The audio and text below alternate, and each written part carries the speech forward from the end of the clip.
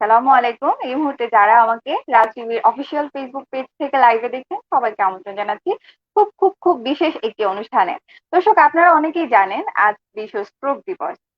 আজকে এই বিশ্ব স্ট্রোক দিবসকে সামনে রেখে বেশ কিছু আয়োজনের মাঝে একটি আয়োজন আমাদের এই অনুষ্ঠানটি।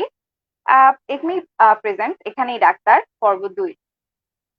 আমাদের আজকে আলোচনার বিষয়বস্তু স্ট্রোক এবং হৃদরোগ ও প্রতিকার।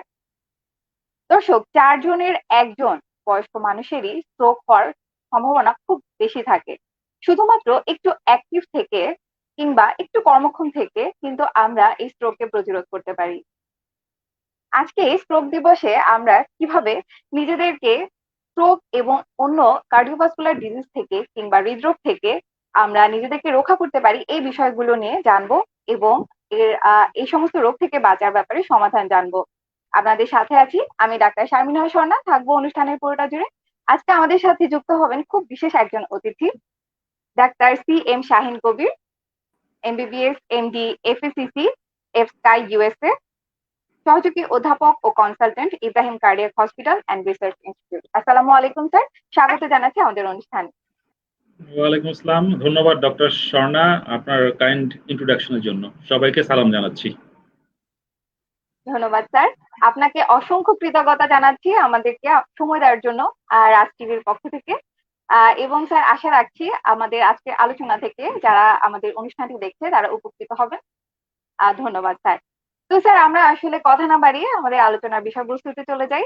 এর মাঝে আমি একটু দর্শকদের উদ্দেশ্যে বলতে চাই, দর্শক আপনাদের যদি এ নিয়ে কোনো প্রশ্ন থাকে আপনারা আপনাদের সমস্যার কথা উল্লেখ করে নাম এবং বয়স উল্লেখ করে প্রশ্নগুলো আমাদের কমেন্ট সেকশনে করতে পারেন। আমাদের স্যার আছেন, তিনি উত্তর দিবেন, আমরা সমাধান দেওয়ার যথেষ্ট চেষ্টা করব। আজকে আমাদের প্রোগ্রামের scientific partner Acme, brand partner Ecosprin plus, অরবাপিন এবং media partner Raj TV. Sir, ফিরে আসছি আপনার কাছে। স্যার, আজ যেহেতু বিশ্ব স্ট্রোক দিবস, আমরা আলোচনাটা শুরু করি স্ট্রোক দিয়েই। তো স্যার, সাধারণ মানুষ আসলে যদিও টার্মটার সাথে পরিচিত স্ট্রোক এটা কি জিনিস, কিন্তু অনেকেই স্যার এটার ব্যাপারে একটু ভুল ধারণা অনেকের মাঝেই থাকে। অনেকে হয়তো ভাবে যে এটা হার্টের কোনো অসুখ। তো স্যার, সবার সুবিধার জন্য, সবার ভুল ধারণাগুলো দূর করে দেওয়ার জন্য সবার প্রথমে আপনার কাছে জানতে চাই স্ট্রোক কি। ধন্যবাদ। আসলে আজকে বিশ্ব স্ট্রোক দিবস 2020। এই দিনটা আমাদের জন্য অতীব গুরুত্বপূর্ণ, কারণ আমরা অনেক পেশেন্ট স্ট্রোক রোগ নিয়ে ভোগেন বা ব্রেনের স্ট্রোক নিয়ে ভোগেন, কিন্তু তারা বুঝেন না তারা এটা হার্ট অ্যাটাক না ব্রেন স্ট্রোক। অনেকে কনফিউশন তৈরি করেন। আসলে হার্ট অ্যাটাক হচ্ছে কি আমাদের বুকের ব্যথা, যার জন্য আমাদের মায়োকার্ডিয়াল ইনফ্রাকশন হয়। আর স্ট্রোক হচ্ছে আমাদের ব্রেনের প্রবলেম, যার জন্য আমাদের মুখ বেঁকে যায়, হাত হাত পায়ে প্যারালাইসিস হয় বা অবশ হয়, এবং আমাদের উইকনেস ডেভেলপ করে, মাথা ব্যথা হয়, এইসব প্রবলেম হয়। তো আমরা অতীব সাধারণভাবে অনেকেই ব্রেন স্ট্রোককে বুকের হার্ট অ্যাটাক মনে করি, আবার বুকের হার্ট অ্যাটাককে আমরা স্ট্রোক বলে চিন্তা করি। আসলে কিন্তু দুইটা পুরো ডিফারেন্ট জিনিস। যার ব্রেনের সমস্যা তারই হচ্ছে ব্রেন স্ট্রোক হয়েছে, আর যার বুকে ব্যথা তার হার্ট অ্যাটাক হয়েছে। এটা নিয়ে কোনো কনফিউশন হওয়ার কোনো কারণ নেই। আমরা আশা করি, আমরা অনেক সময় দেখি আমাদের কাছে পেশেন্ট আছে যে আমার স্ট্রোক হয়েছে। আসলে তখন আমরা মনে করি মনে হয় ব্রেনের প্রবলেম, কিন্তু তার প্রবলেম হয়েছে হার্টের। সে বুঝতে ভুল করেছে বা জানার ভুল আছে, এজন্য সেরকম ভুল করে থাকে। তো আজকে হার্ট এবং স্ট্রোক এই নিয়ে আলোচনার প্রেক্ষিতে আমি সবাইকে বলবো আমরা যেন এই ব্যাপারে সবাইকে সচেতন করার চেষ্টা করি, আসলে কোনটা ব্রেন স্ট্রোক এবং কোনটা হার্ট অ্যাটাক। স্যার, তো স্যার, আপনি বলছিলেন যে এটা আসলে ব্রেনের একটি সমস্যা এবং আমরা জানি স্যার এটি একটি কার্ডিওভাস্কুলার ডিজিজ। তো স্যার, স্ট্রোক আসলে কেন হয়, এটির পেছনের স্যার প্যাথোলজিটা কি, এটা একটু জানতে চাই। এটা খুব ভালো একটা কোশ্চেন। আসলে ব্রেন তো আমাদের সবকিছু নিয়ন্ত্রণ করে, আমাদের হার্ট বিট, আমাদের শ্বাস প্রশ্বাস, আমাদের যাবতীয় কাজকর্ম কিন্তু আমাদের ব্রেন থেকে নিয়ন্ত্রণ করা হয়। তো ব্রেনের এসব কাজ নিয়ন্ত্রণ করার জন্য কিন্তু তার নিউট্রিয়েন্টস এবং অক্সিজেনের প্রয়োজন, তা নাহলে সে কাজ করতে পারবে না। এই নিউট্রিয়েন্টস এবং অক্সিজেন সে পায় ব্লাড ভেসেলের মাধ্যমে। যে ব্লাড ভেসেলগুলো ব্রেনে যায় তারাই তার খাদ্য এবং নিউট্রিয়েন্টস এবং অক্সিজেন সরবরাহ করে। তো কোনো কারণে এইসব নিউট্রিয়েন্টস চলাচলবাহিত রক্তনালীতে যদি কোনো কারণে চর্বির টুকরা জমে যায় বা অন্য কোনো কারণে যদি রাপচার হয়ে যায় বা ছিঁড়ে যায়, তখনই আমাদের ব্রেন স্ট্রোক বা হেমোরেজ জাতীয় প্রবলেম হয়, যেটাকে আমরা স্ট্রোক বলে মনে করি। সুতরাং স্যার আসলে বোঝা যাচ্ছে যে দু ধরনের কারণে স্ট্রোক হতে পারে, কোনো কারণে রক্ত প্রবাহ বাধাগ্রস্ত হলে, কিংবা কোনো কারণে যে রক্তের যে রক্তনালিকা গুলো থাকে সেগুলো যদি কোনো কারণে রাপচার হয়ে যায়, রক্তপাতের কারণে হতে পারে। তো স্যার এই সমস্ত কারণে স্ট্রোক হলে স্যার কি কি লক্ষণ প্রকাশ পায়? আমাদের এই এই এই স্ট্রোক সম্পর্কে জানার প্রয়োজনীয়তা একটু উল্লেখ করার প্রয়োজন, কারণ আমরা জানি যে ব্রেন মাসেল বা ব্রেনের যে টিস্যু গুলো আছে এগুলো কিন্তু একবার যদি স্ট্রোক ডেভেলপ করে তখন কিন্তু সহজে রিজেনারেট করে না, এরা কিন্তু আবার তৈরি হতে পারে না। সিমিলার লাইক আমাদের হার্ট ডিজিজ যাদের আছে, যাদের হার্ট অ্যাটাকের ফলে হার্টের মাংসপেশিগুলো দুর্বল হয়ে পড়ে, সেগুলো কিন্তু আবার সচল হতে অনেক সময় নেয় বা অনেক সময় কিন্তু হয় না। তো আমাদের জানতে হবে যখন আমাদের স্ট্রোক হয় তখন প্রায় প্রতি মিনিটে আমাদের প্রায় 17 লাখ স্নায়ু কোষ কিন্তু নষ্ট হয়ে যাচ্ছে। তো প্রতিটা মিনিট কিন্তু গুরুত্বপূর্ণ, যখন স্ট্রোক ডেভেলপ করে পেশেন্টকে এই স্নায়ু কোষগুলো বাঁচানোর জন্য কিন্তু আমাদের অনেক গুরুত্বপূর্ণ। তো আমাদেরকে জানতে হবে আসলে লক্ষণগুলো কি, সেটা আমরা খুব সহজে জানতে পারি FAST 4টা ওয়ার্ডের মাধ্যমে। ফার্স্ট ফার্স্ট যেটা হচ্ছে কি আমাদের ফেস এর কথা চিন্তা করেন, যে আমাদের মানে মুখ বেঁকে যায়, এটা অনেকে কমপ্লেন করেন যে আমি রাতে ঘুমিয়েছিলাম সকালে উঠে দেখি যে মুখ বেঁকে যাচ্ছে, কথা বলতে প্রবলেম হচ্ছে, কোনো খাদ্য গিলতে যে সে সাইড দিয়ে গড়িয়ে পড়ে যাচ্ছে, পানি লিকুইড জাতীয় খাদ্য সে গ্রহণ করতে পারছে না। এটা একটা প্রেজেন্টেশন হতে পারে স্ট্রোকের। অনেকের প্রেজেন্টেশন হয় তার হাত বা পা প্যারালাইসিস বা অবশ ফিল করছে, সে রাতে ভালো ছিল সকালবেলা দেখছে যে হাত নাড়াতে পারছে না, পা নাড়াতে পারছে না, অনেক সময় দুর্বলতা থাকে তার। আরেকটা মূল উপসর্গ হচ্ছে তার কথায় জড়তা, কথা স্পষ্ট বলা যাচ্ছে না, কথা বলতে পারছে না, এক্সপ্রেস করতে চাচ্ছে কিন্তু সে বুঝাতে পারছে না। This are the one of the important presentation of stroke. এছাড়া হেডেক থাকতে পারে, প্রচুর মাথা ব্যথা থাকতে পারে, আপনার লস অফ ভিশন, চোখে কম দেখা হতে পারে, হাত পা ঝিমঝিম, অবশ, প্যারালাইসিস। এবং আরেকটা মূল বিষয় হচ্ছে গিয়ে অনেক সময় ইমব্যালেন্স নিয়ে পেশেন্ট প্রেজেন্ট করে, যে হাতে যে সে ডান দিকে কাত হয়ে পড়ে যাচ্ছে, বাম দিকে কাত হয়ে পড়ে যাচ্ছে। এসব মোটামুটি একটা স্ট্রোকের লক্ষণসমূহ। সুতরাং স্যার আসলে ঘরে বসে যদি হঠাৎ করে এই ধরনের লক্ষণ প্রকাশ পায়, দেরি না করে অবশ্যই নিকটস্থ হাসপাতালে, যেখানে আসলে স্ট্রোকের ম্যানেজমেন্ট করার সুযোগ আছে, সেখানে নিয়ে যেতে হবে। এবং স্যার আপনার কাছে এবার জানতে চাই যে আসলে অনেকেই কিন্তু দেরি করে, তারা হয়তো লক্ষণগুলো প্রকাশ পাওয়ার পরও দেরি করে, হয়তো চিন্তা করে যে একটু দেখি, বা হয়তো কাছাকাছি কোথাও না নিয়ে তারা হয়তো একটু দূরের কোনো হাসপাতালে নেওয়ার চেষ্টা করে, যার কারণে মাঝখানে অনেকগুলো সময় নষ্ট হয়ে যায় এবং অনেক ক্ষতি হয়ে যায়। তো এ ব্যাপারে স্যার আপনার কাছে জানতে চাই আসলে পরিবারের লোকদের করণীয় কি?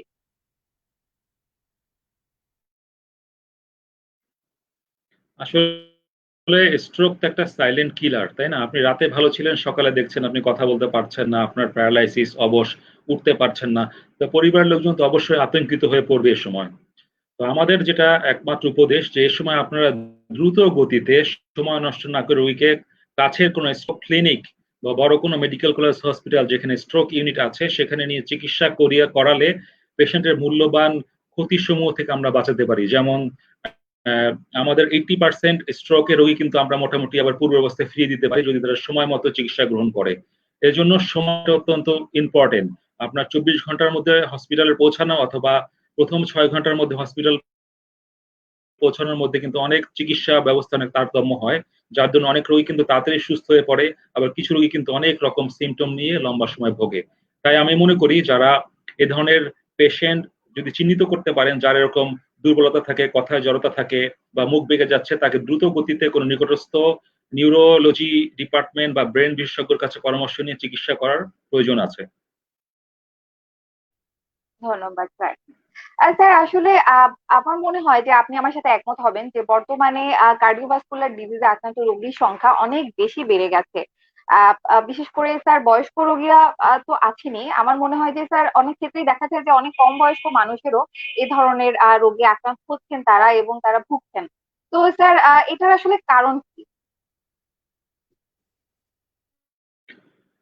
আসলে আমাদের দেশের পার্সপেক্টিভে আপনি দেখবেন যে বিভিন্ন জার্নালে প্রকাশিত হয়েছে, যারা সাউথ ইস্ট এশিয়ান রিজনে বসবাস করে তাদের কেমন জানি ডায়াবেটিস হওয়ার প্রবণতা অল্প বয়সে, এবং বিভিন্ন রকম উচ্চ রক্তচাপের আক্রান্ত হওয়ার সম্ভাবনা, বা অল্প বয়সে করোনারি আর্টারি ডিজিজ আক্রান্ত হওয়ার প্রবণতা অনেক বেশি, যেটা জেনেটিক্যালি হতে পারে, অথবা আমাদের কম পরিশ্রম করার কারণে, অথবা আমাদের খাদ্যাভ্যাসের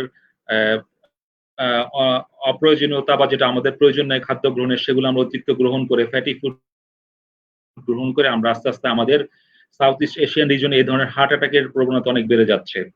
তো যারা এই ধরনের ডিজিজ আক্রান্ত হচ্ছেন তারা দেখবেন তার বংশে কোনো হার্টের প্রবলেম রয়ে গেছে, অথবা অল্প বয়সে ধূমপান শুরু করেছেন, অথবা তার উচ্চ রক্তচাপ রয়েছে সে জানেন না, অথবা কিছু কিছু ক্ষেত্রে এখন কিছু ড্রাগস নেওয়া শুরু করেছেন যার দরুন তার অল্প বয়সে heart attack, even brain stroke হতে পারে।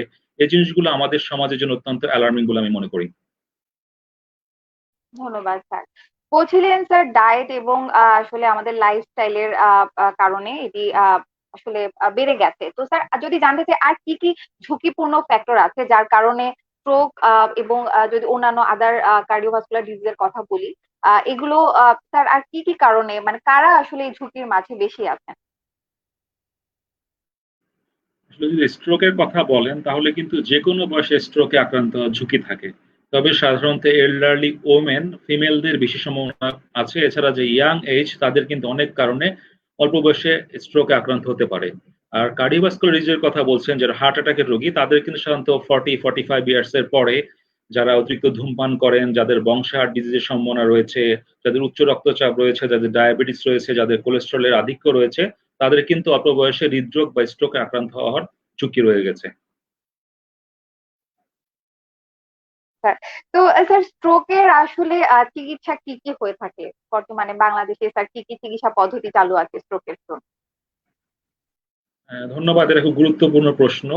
যার স্ট্রোক করবে তাকে কিন্তু অতি শীঘ্রই কোনো নিউরোলজিস্ট বা কোনো নিউরোলজি বা যেখানে ব্রেনের সাপোর্ট পাবো, আমরা ব্রেনের ডাক্তার দেখানোর সাপোর্ট পাবো সেখানে যেতে হবে এবং ইমিডিয়েটলি তার একটা সিটি স্ক্যান বা এমআরআই করতে হবে, যেটা প্রথম এবং একমাত্র প্রয়োজনীয় ইনভেস্টিগেশন।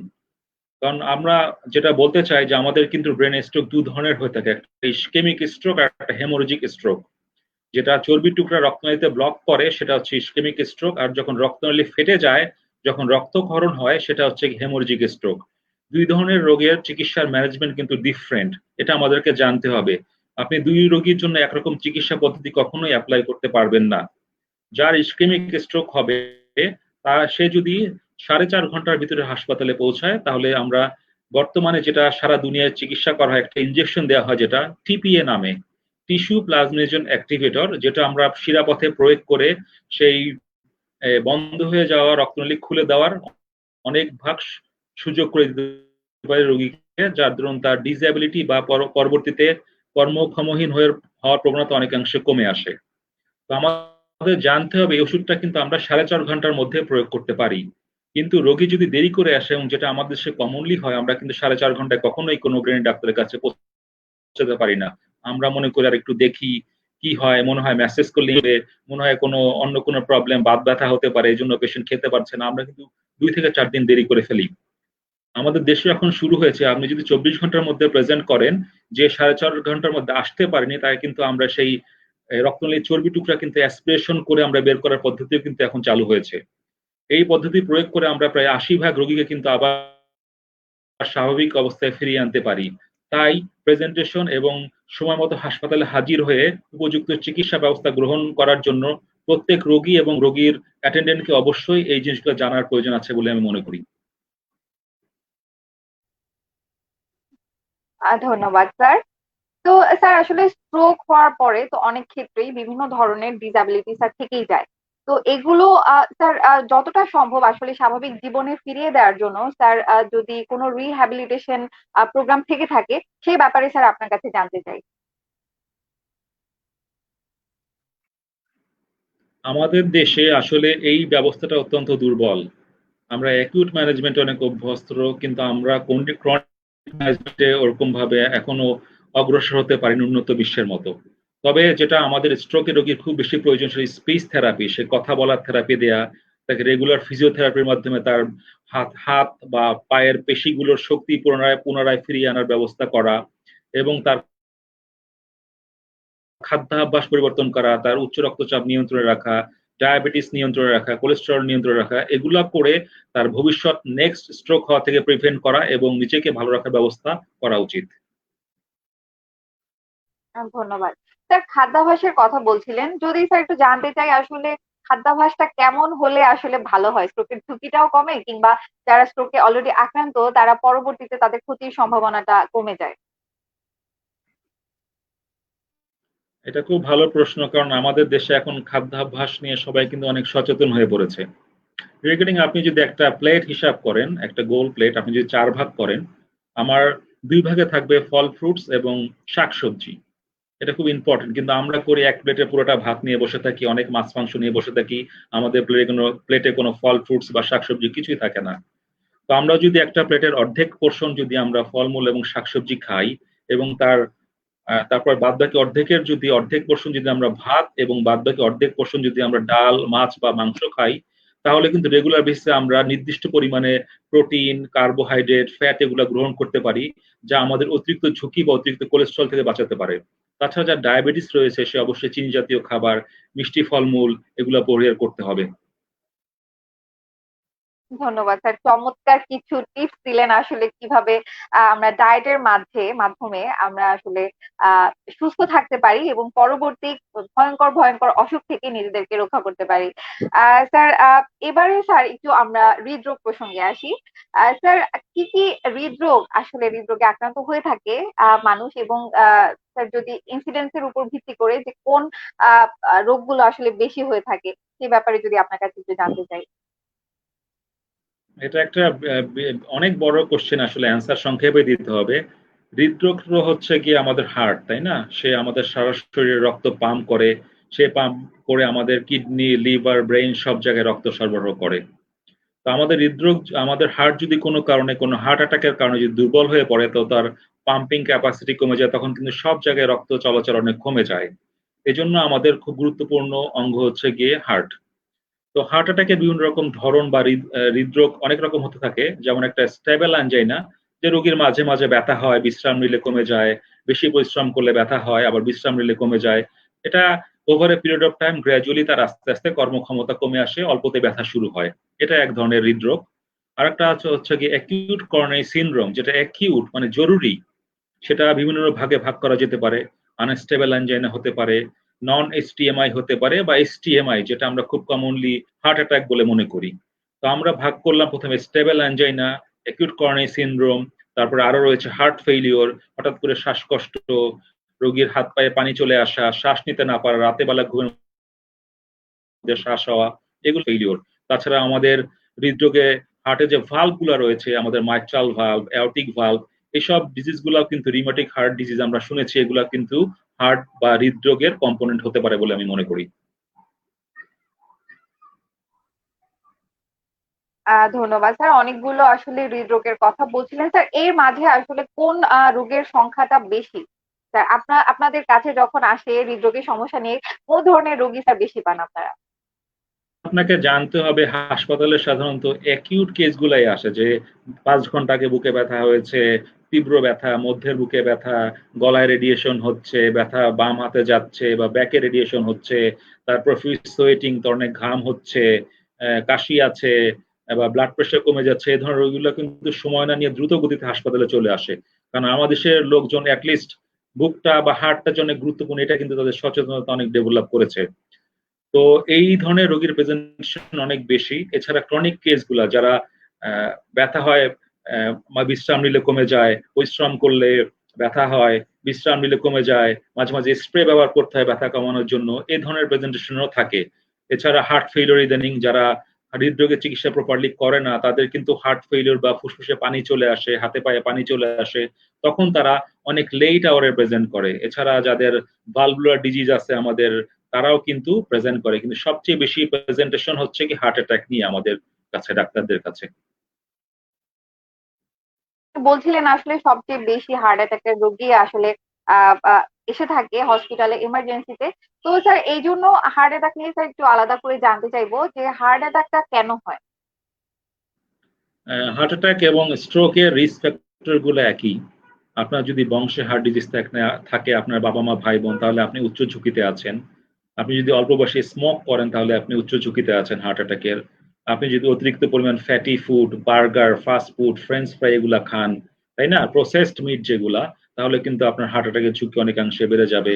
আপনার যদি উচ্চ রক্তচাপ থাকে, আপনি যদি সেটা নিয়ন্ত্রণে না রাখেন, তাহলে কিন্তু আপনার হার্ট অ্যাটাকের ঝুঁকি বেড়ে যাবে। তো এইসব বিভিন্ন ফ্যাক্টর আছে। আপনি যদি এগুলো মেনে না চলেন, লাইফস্টাইল যদি পরিবর্তন না করেন, আপনি যদি স্থূলতায় ভুগেন, আপনি যদি ওজন অনেক বেশি থাকে তাহলে কিন্তু বিভিন্ন কারণে অতিরিক্ত পরিশ্রম করার জন্য আপনার কিন্তু অল্প বয়সে আপনি হার্ট অ্যাটাকে আক্রান্ত হতে পারেন। বর্তমানে কিন্তু মানে শুধুমাত্র বয়স্কদের ক্ষেত্রেই যে হার্ট অ্যাটাক হচ্ছে তা না, অল্প বয়সী মানুষের ক্ষেত্রেও স্যার, যেটা আমি আগেও বলছিলাম যে স্ট্রোকের ক্ষেত্রেও যেমন ধরনটা আসলে অনেক ক্ষেত্রেই পরিবর্তিত হয়েছে এখনো কিন্তু। যদি এমআই এর কথা বলি, অনেক অল্প বয়স্ক মানুষেরও কিন্তু এটি হচ্ছে। তো স্যার, এটি কি আসলে পুরুষ মহিলা ভেদে কোনো ইনসিডেন্সের কোনো তারতম্য আছে হার্ট অ্যাটাকের ক্ষেত্রে? এটা অবশ্যই আছে। যাদের যেসব ফিমেলদের আর্লি মেনোপজ হয় তাদের কিন্তু রিস্ক অনেক বেশি হার্ট অ্যাটাকে আক্রান্ত হওয়ার। এছাড়া সাধারণত আমরা ধরে রাখি যে যারা মেল তাদের 55 ইয়ার্স এর পরে এবং যারা ফিমেল তাদের 60 ইয়ার্স এর উপর হার্ট অ্যাটাক হয়। কিন্তু ফিমেল যাদের আর্লি মেনোপজ হয়ে যায় তাদের কিন্তু যেকোনো সময় হার্ট অ্যাটাকের ঝুঁকি অনেক বেশি থাকে ডিউ টু হরমোনাল ইমব্যালেন্স এর জন্য। আর আমাদের দেশে আমাদের ব্যাড ফুড হ্যাবিট, তারপরে স্মোকিং, বিভিন্ন ড্রাগস যেগুলা, অ্যালকোহল, এসব কারণে কিন্তু আমাদের অল্প বয়সে কিন্তু হার্ট অ্যাটাকের ঝুঁকি এখন অনেকাংশে বেড়ে গিয়েছে। স্যার, সাধারণ মানুষ আসলে জানে যে হার্ট অ্যাটাক এটা এটা শুরুতেই একটা বুকে ব্যথা হয়।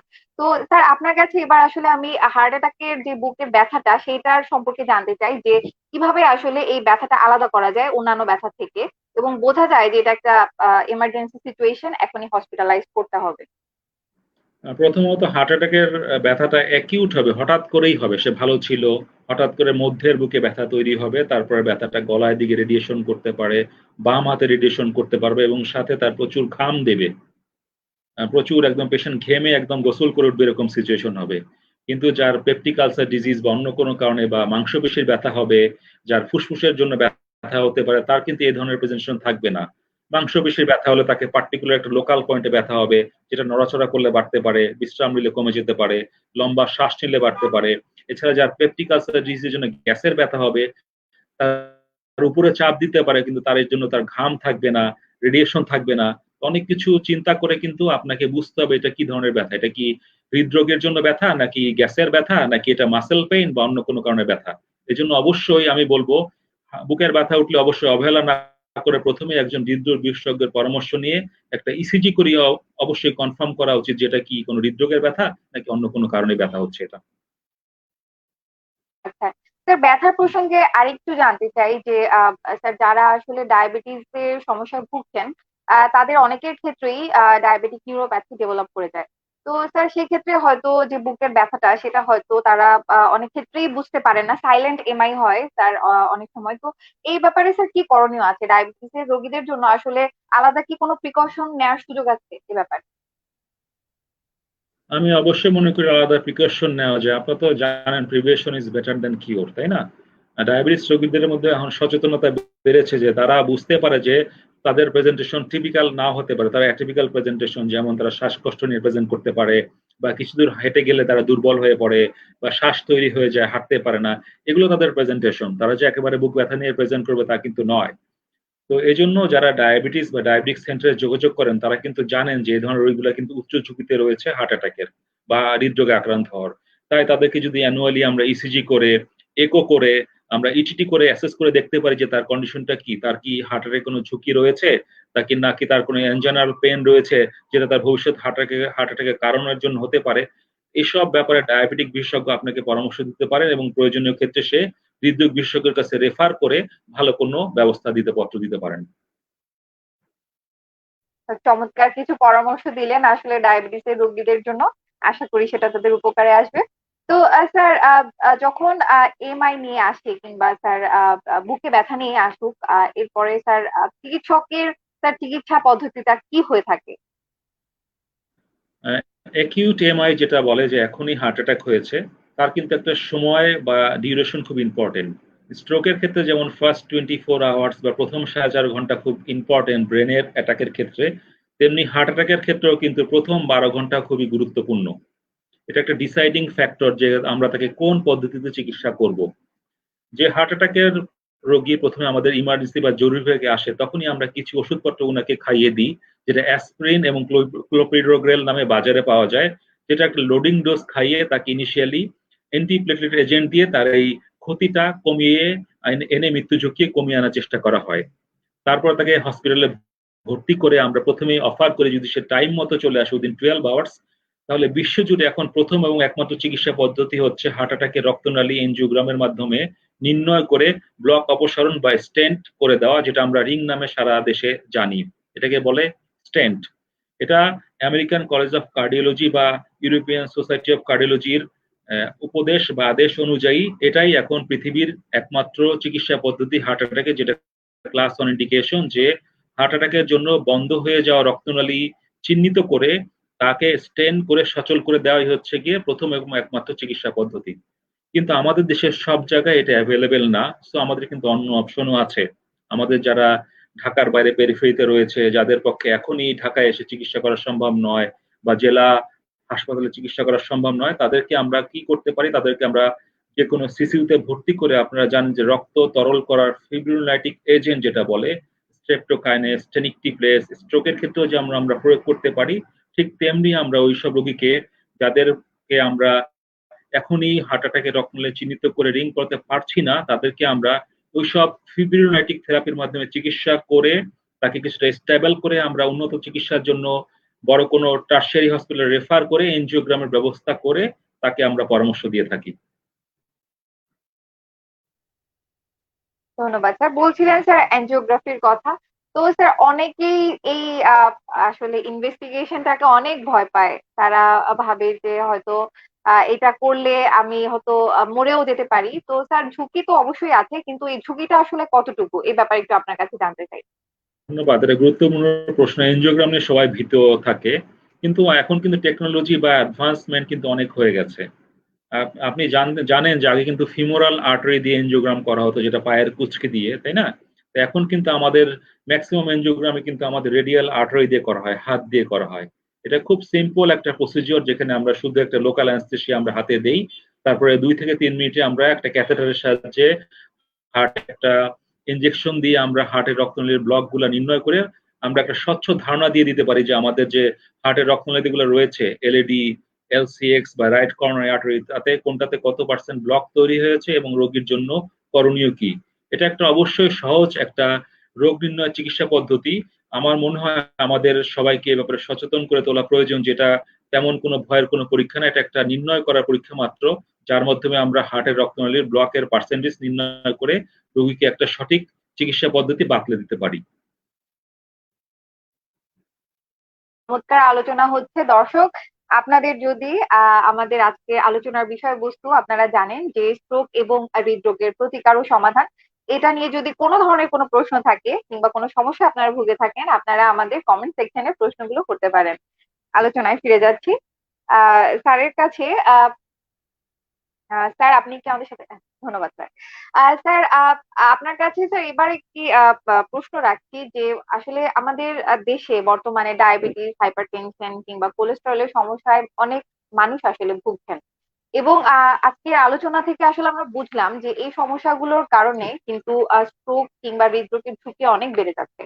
তো স্যার যদি আপনার কাছে একটু জানতে চাই যে যারা আসলে হাইপারটেনশনের রোগী কিংবা ডায়াবেটিসের রোগী, তো কিংবা কোলেস্টেরলের রোগী, হাইপার কোলেস্টেরোমিয়া যাদের আছে, তো তাদের কি করণীয় থাকতে পারে সাবধান থাকার জন্য বা নিজেকে যতটা সম্ভব সুরক্ষিত রাখার জন্য এই সমস্ত অসুখ বিসুখ থেকে? প্রথমত আমরা তো জানি ডায়াবেটিস হচ্ছে সব রোগের মহারোগ, তাই না? সে আস্তে আস্তে ব্লাড ভেসেল ড্যামেজ করে, মেটাবলিক অ্যাবনর্মালিটি তৈরি করে, যার জন্য আমাদের কোলেস্ট্রল অ্যাবনর্মাল হয়, আমাদের প্রেশারটা কন্ট্রোলে থাকে না। তো যাদের উচ্চ রক্তচাপ রয়েছে তারা কিন্তু অতিরিক্ত ঝুঁকিতে রয়েছেন হার্ট অ্যাটাকের বা স্ট্রোকের। স্ট্রোক প্রিভেন্ট করতে হলে অবশ্যই আপনাকে আপনার কোলেস্টেরল, উচ্চ রক্তচাপ সবকিছু নিয়ন্ত্রণে রাখতে হবে, ডায়াবেটিস কন্ট্রোলে রাখতে হবে। আমাদের দেশে অধিকাংশ লোকেরই ডায়াবেটিস কন্ট্রোলে থাকে না। উচ্চ রক্তচাপের ওষুধ কখনো সেবন করেন, 5 দিন খান, 10 দিন খান, আবার ছেড়ে দেন। কোলেস্টেরলের বড়ি 3 মাস খান, আবার ছেড়ে দেন। তো আমরা কিন্তু কোনো মতে কোনো রুটিন মেনে আমরা চলি না। সেজন্য এই অনিয়ন্ত্রিত জীবনযাপনের জন্য কিন্তু আমাদের ঝুঁকি অনেক অনেক অনেক গুণ বেশি। বিদেশে কিন্তু এই জিনিসটা হয় না, তারা নিয়মিত ফলো আপ করে, ডাক্তারের কাছে যায়, কখন যে ওষুধ প্রয়োজন সেটা কিন্তু সেবন করে, কিন্তু আমরা কখনো রুটিন অনুযায়ী বা রেগুলারিটি মেনটেন করে ওষুধপত্র কিন্তু খাই না। এটা আমাদের মূল প্রবলেম। তো যার উচ্চ রক্তচাপ রয়েছে তার অবশ্যই যে ওষুধ খেয়ে তারপরে লাইফস্টাইল মেনটেন করে, যেমন পাতে লবণ খাওয়া যাবে না, এটা একটা গুরুত্বপূর্ণ বিষয়। ওষুধ খেলে তাকে ফলো আপ করতে হবে, প্রেশার কন্ট্রোলে থাকে কিনা, তা না হলে কিন্তু তার এই অতিরিক্ত উচ্চ রক্তচাপের জন্য কিন্তু তার ব্রেনের রক্তনালী ফেটে যেতে পারে, যেটা তার হেমোরেজিক স্ট্রোকের কারণ হতে পারে। এছাড়া যাদের কোলেস্টেরল বেশি থাকে তাদের কিন্তু আস্তে আস্তে রক্তনালীতে প্ল্যাক জমা হয়। আমরা জানি প্ল্যাক হচ্ছে গিয়ে মূল কালপ্রিট রক্তনালীতে, যেটা আমাদের স্টেবল আনস্টেবল অ্যাঞ্জিনা বা রক্তনালী ব্লকের জন্য কারণ হয়ে থাকে। এই প্ল্যাক যখন রাপচার হয় বা ফিশার হয় বা আলসারেশন হয়, তখনই কিন্তু সেখানে প্লেটলেট অ্যাগ্রিগেশন হয় এবং আমাদের রক্তনালীতে ক্লট ডেভেলপ করে। এই ক্লট ডেভেলপ করার জন্য আমাদের হার্ট অ্যাটাক হতে পারে, ব্রেন স্ট্রোক হতে পারে। তো সেজন্য কোলেস্টেরল কন্ট্রোল রাখতে হবে এবং আমাকে মনে রাখতে হবে কোলেস্টেরল লোয়ারিং এজেন্ট গুলো কিন্তু প্ল্যাক স্টেবল করে, সে কিন্তু ক্ষতি থেকে আমাদের ব্লাড ভেসেলকে রক্ষা করে রাখে। তৃতীয়ত আপনি ডায়াবেটিসের কথা বলছেন, ডায়াবেটিস থেকে কিন্তু আমাদের হার্ট অ্যাটাক, হৃদরোগ এবং হার্ট ফেইলিওর, ব্রেনে স্ট্রোক এবং কিডনির প্রবলেম হতে পারে। সেগুলো যদি আপনি কন্ট্রোল না রাখেন তাহলে কিন্তু আমাদের সব কিছুতেই এগুলার ইফেক্ট অনেক খারাপ হতে পারে।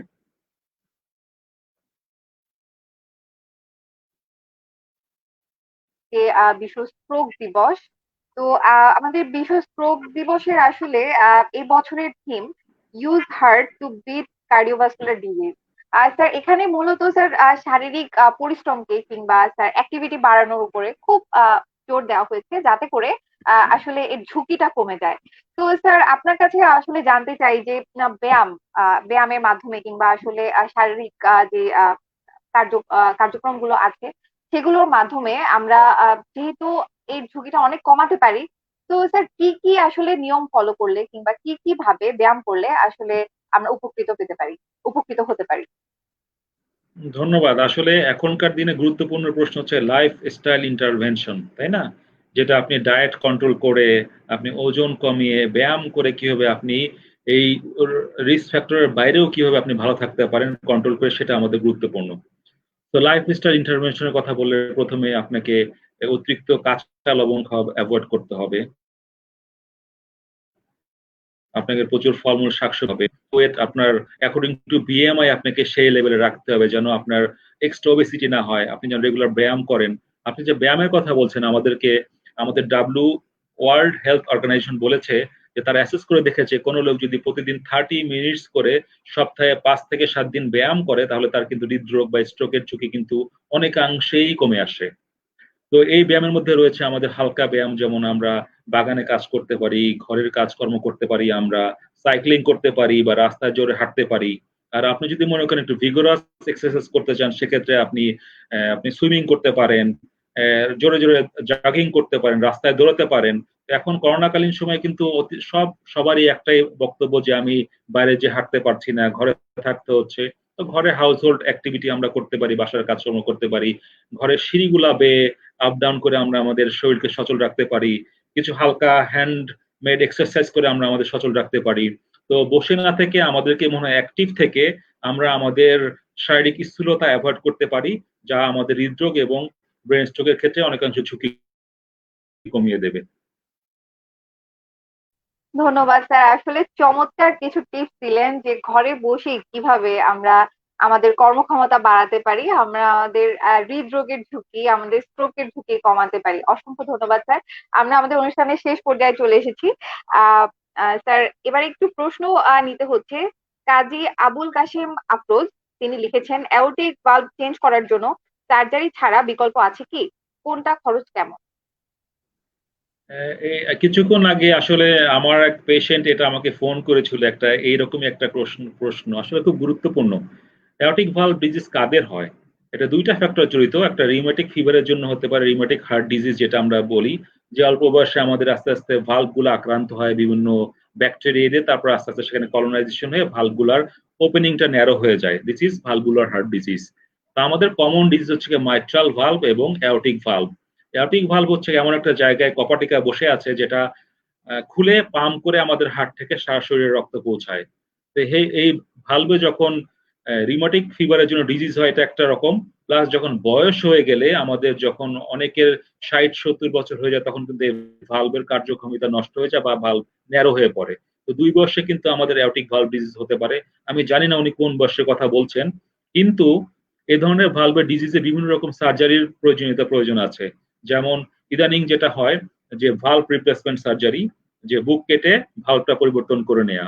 এছাড়া নতুন করে আরেকটা টেকনোলজি হয়েছে মিড ক্যাপ, যেটা ছোট একটা ছিদ্র করে অপারেশন করে ভালভটা পরিবর্তন করা যায়। এছাড়া আরো আধুনিক আরেকটা পদ্ধতি চলে এসছে, যেটা আমরা পায়ের সাহায্যে রিং এর মাধ্যমে ওখানে যেয়ে ভালভটাকে প্রতিস্থাপন করে রিং পরে, যেটা বলা হয় টাভার।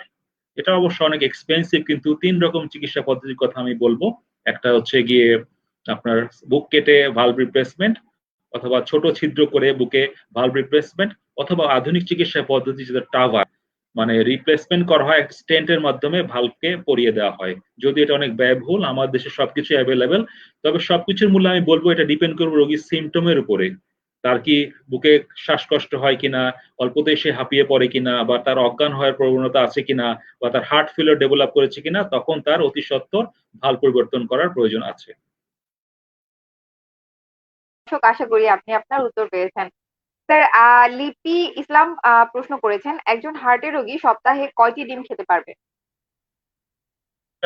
আসলে সবকিছু ডিপেন্ড করে ওয়ার্ল্ড হেলথ অর্গানাইজেশনের ডাটার উপরে। তারা কখনো বলছে ডিম খাওয়া ভালো, কখনো বলছে ডিম খাওয়া ভালো না। ব্রিটিশ মেডিকেল জার্নাল বলছে ডিম খাওয়া ভালো, দি নিউ ইংল্যান্ড জার্নাল বলছে ডিমের হলুদ পোর্শনটা খাওয়া ভালো না, শুধু সাদা পোর্শন খাবে। এর কোনো কনক্লুশন আসলে এখনো হয়নি।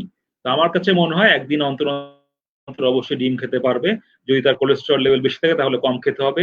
এছাড়া কোনো প্রবলেম আছে বলে আমি মনে করি না। ধন্যবাদ স্যার। দর্শক, আশা করি আপনি আপনার উত্তর পেয়েছেন। স্যার, আমরা আমাদের অনুষ্ঠানের একেবারেই শেষের দিকে চলে এসেছি। তো স্যার, দর্শকদের উদ্দেশ্যে আপনার কাছে আমি কিছু কথা দর্শকদের উদ্দেশ্যে বলার জন্য অনুরোধ করছি। তাদের স্ট্রোক এবং হৃদরোগ থেকে তারা যেভাবে বাঁচতে পারবে, যেভাবে সচেতন থাকবে, সেই বিষয়ে যদি স্যার দুটো কথা বলতেন।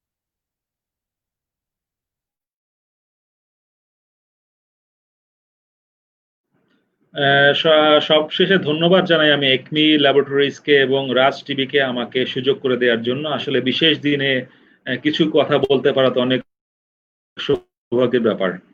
তো আমি মনে করি আজকে আলোচনা থেকে যদি কারো কোনো উপকার হয়ে থাকে সেটা অনেক কাজে দেবে। কিন্তু আমার কাছে মুখ্য জিনিস মনে হয় যে নলেজ ডিসিমিনেশন করা, যে আসলে যে হার্ট অ্যাটাকটা কিভাবে হয় বা ব্রেন স্ট্রোক কিভাবে হয়, তার চিকিৎসাটা কোথায় করতে হয়, কিভাবে রোগীকে সুস্থ করে তোলা সম্ভব, এই জিনিসগুলো সম্পর্কে সবার মধ্যে জনসচেতনতা তৈরি করার প্রয়োজনীয়তা আমি মনে করি। আমি জানলে হবে না, অন্যকেও জানাতে হবে। কারণ নলেজ ডিসিমিনেশন করলে আমরা 2 থেকে 4টা, 4টা থেকে 10টা, 10 থেকে 20টা রোগীকে বাঁচাতে পারবো, বা উপযুক্ত চিকিৎসার ব্যবস্থা করে দিতে পারবো, যাতে তার ক্ষতি বা লাইফ স্টাইলটা অনেক লম্বা ভাবে না হয় এবং সে যেন অনেকদিন লম্বা ভাবে বেঁচে থাকতে পারে। তা আমি মনে করি এই প্রোগ্রামের মাধ্যমে আমি যদি 2 থেকে 4 জন লোককে সচেতন করতে পারি স্ট্রোক সম্পর্কে বা হার্ট অ্যাটাক সম্পর্কে, তবে এটাই আমাদের প্রোগ্রামের সার্থকতা হবে। ধন্যবাদ স্যার। আসলে সচেতন হওয়াটাই প্রতিরোধের স্যার মুখ্য হাতিয়ার আমার মনে হয়। স্যার, অসংখ্য ধন্যবাদ, আপনি আমাদের অনুষ্ঠানে এসেছেন এবং রাজ টিভি কর্তৃপক্ষ, আমি আমার দর্শক আসলে সত্যিই কৃতজ্ঞ। আপনার কাছে চমৎকার আলোচনা করলেন, অনেক সুন্দরভাবে তার পুরো বিষয়গুলো ব্যাখ্যা করে বললেন। তার জন্য আপনাকে অসংখ্য অসংখ্য ধন্যবাদ। স্যার, বিদায় নিতে হচ্ছে। আজকের অনুষ্ঠান এখানেই সমাপ্তি ঘোষণা করছি, দর্শকদের সুস্থতা কামনা করে এখানেই বিদায় নিচ্ছি। আল্লাহ হাফেজ।